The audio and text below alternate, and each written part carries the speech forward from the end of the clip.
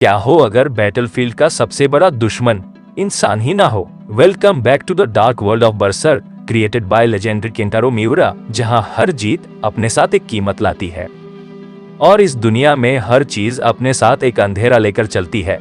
अब इस चैप्टर की शुरुआत करते हैं। जॉर्ड धीरे धीरे आगे बढ़ता है, बिना किसी जल्दबाजी के, जैसे समय उस पर असर ही नहीं करता। और जब उसकी नजर गट्स पर टिकती है, उसमें नफरत नहीं बल्कि दिलचस्पी होती है। वो गट्स की तलवारबाजी की तारीफ करता है, जैसे वो दुश्मन से नहीं बल्कि किसी खास चीज को पहचान रहा हो। गट्स अपनी तलवार कसकर पकड़ता है, लेकिन जैसे ही जॉर्ड हमला करता है, हर बार इतना भारी होता है कि पास के पत्थर के खंभे टूट जाते हैं।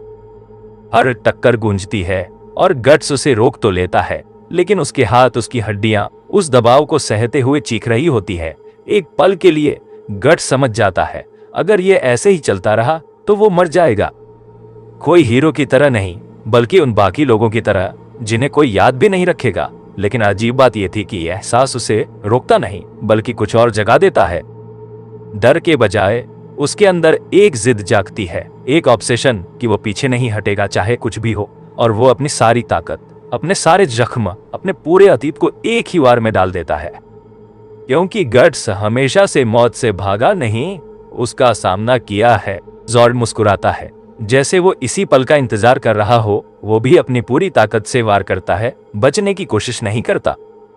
और जब दोनों तलवारें टकराती हैं, तो वो सिर्फ लोहे की आवाज नहीं बल्कि दो ताकतों की टक्कर होती है। और उसी पल कुछ टूटता है, गट्स नहीं बल्कि जॉर्ड की तलवार। उसका विशाल ब्लेड बीच से टूट जाता है और एक पल के लिए सब रुक सा जाता है, जैसे ये होना ही नहीं चाहिए था, लेकिन हो चुका था।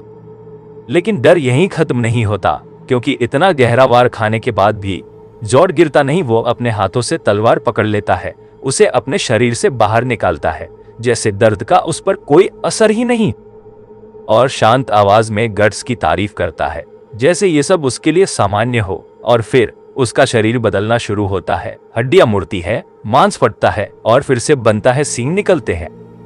उसका रूप इंसानी नहीं रहता और कुछ ही पलों में गट्स के सामने जो खड़ा होता है वो एक योद्धा नहीं बल्कि एक जिंदा डर होता है। और उस पल गट्स भी समझ जाता है, ये लड़ाई जीतने के लिए नहीं। और इसी के साथ ये चैप्टर यहीं खत्म होता है, लेकिन कहानी अभी खत्म नहीं हुई है। अगर आप जानना चाहते हैं आगे क्या होता है तो चैनल को सब्सक्राइब करें और हमारे साथ जुड़े रहें। इस डार्क जर्नी ऑफ बर्सर्क में मिलते हैं अगले चैप्टर में।